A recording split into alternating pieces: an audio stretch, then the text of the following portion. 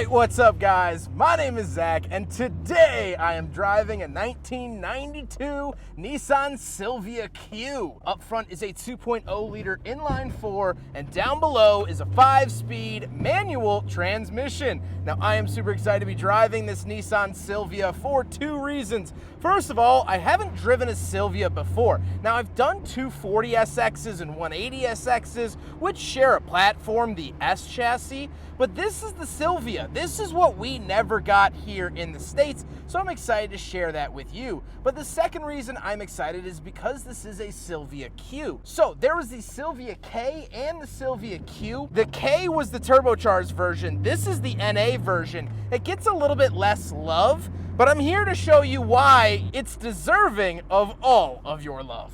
But if you'd like to submit your own vehicle and have it reviewed here on the channel, you can head on over to my website, zackpradel.com/submit.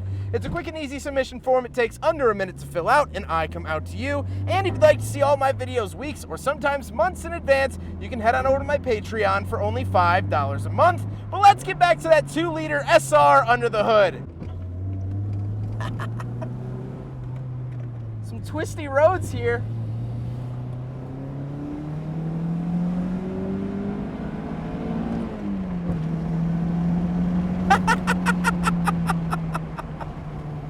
It's honestly just enough power to not really get yourself into any trouble. So this is a naturally aspirated 2.0 liter known as the SR20. And the SR20 is pretty famous for being pretty reliable, but also in its turbocharged variant, this was a pretty top engine for Nissan. It's not making a lot here, but you shifted at about 7,500.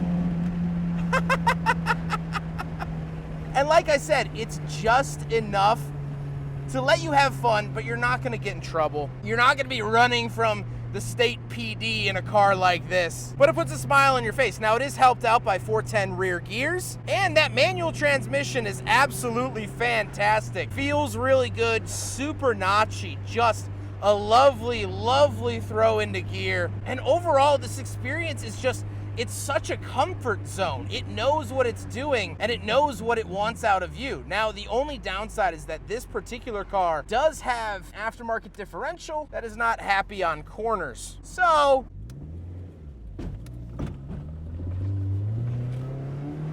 yeah, not happy. How does it feel to drive the Nissan Silvia? Oh boy, how do I boil this down into words? Well, like I mentioned, it's very comfortable. The power doesn't come on, it doesn't surge you, it doesn't kick you in the chest. You know what's going to happen before it happens. You know, this is grandma's spaghetti. You know exactly how it's going to be every time you have it, and it's great. It's great every time you have it, but you know it. It has that familiarity, and that's what this Silvia is so good at. This feels like a conversation between old friends when I'm driving it, even though I've never driven one until today. And it never pushes you too far out of bounds. Sure, it'll make you uncomfortable. Sure, you can slide it and whatnot, but it's not gonna punish you or slap your wrist.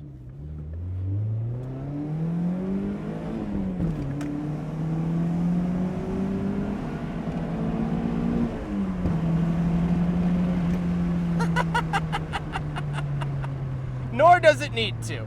Nor does it need to. With that stuff out of the way, let's talk about the interior. Well, in front of me, I have 4 gauges. Off to the left is my fuel and speedometer, and off to the right is the tachometer and coolant temperature. Now, the steering wheel has been replaced by a personal unit, that is the brand name. And off to the right, we have like fog light switches and our rear defrost. We have a little climate vent. And on the door, we have power windows and power locks, and I love this 90s style of interior. Moving into the center, we get 2 climate vents. Of course, this has the almost standard Japanese air conditioning vent holder holding a Boss coffee. We do have climate controls. We do have AC. Love to see that. Aftermarket radio, because not only any radio from the 90s isn't gonna keep up with modern tech, but also Japanese domestic market radios don't get the same frequencies that we do. So if you want to listen to anything in a JDM car, you gotta swap it out. Then we have the shifter. Nothing too interesting about the shifter. Very run-of-the-mill, very normal. And then we do have an openable ashtray, of course, cigarette lighter, and power mirror adjustments, along with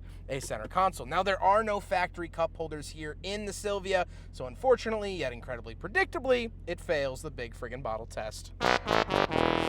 The seats are comfortable. These are the original seats for the Silvia. They are very comfortable. Nissan in the 90s kind of knew what they were doing and made pretty comfortable seats. Are they sporty? Not really, but this also wasn't meant to be the sportiest car ever. Remember, they had the Z cars at the time as well. Those were more hardcore sportsy, and these kind of weren't. So that's that. We do have back seats, however, so let's hop into the back and do a backseat review. So it's normally easier to get into coupes on the passenger side, but because this is right-hand drive, the passenger side is the driver's side. So yeah, make that make sense. All right. Oh, that hurt. All right, we're in the back of the Silvia. Not the place I particularly want to be. My knee is hanging out. My leg is hanging out the door for two reasons. I don't fully fit back here, but also it's extremely hot today, and I don't have AC, so I'm letting the breeze wick some of the moisture off of me. This is the backseat of a Silvia. For Japanese children, I'm sure it did fine. For big American hefty boys like me, not so much. So I'm just gonna hang out here for a moment, if that's okay with you.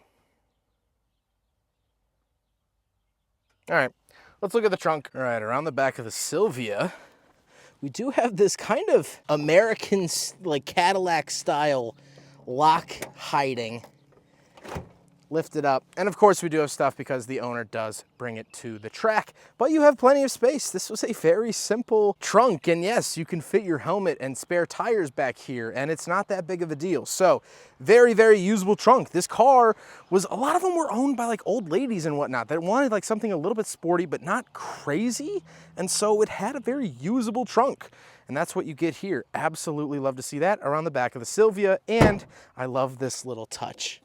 Love that. Now we got to talk about the looks, and you'll notice the front end is very different than the American market 240SX that we got. That was kind of the distinguishing factor. Now, as we come around the back, it actually shares a rear end with the 240SX coupe. So we did kind of get this rear end in the States, but we didn't get the front end. It's kind of a weird mix. It's not a 240, it's not a 180, it's a Silvia, and all of that stuff. So it's really, really cool to see this, especially something that we did not get. So I overall think it looks really good. It's understyled, it's not broad and in your face. It's not shoving its styling down your throat. It's just happy to be here, and I think it looks quite good. With all that being said, let's get on to my final thoughts. What do I think driving a Silvia? I did not think that I would bond with a car so instantly, so quickly as I have with this Silvia. I feel like it is a give and take relationship. I know what I want out of the car, and the car knows what it can give me. Within a couple of rips, I was so comfortable behind the wheel, and that takes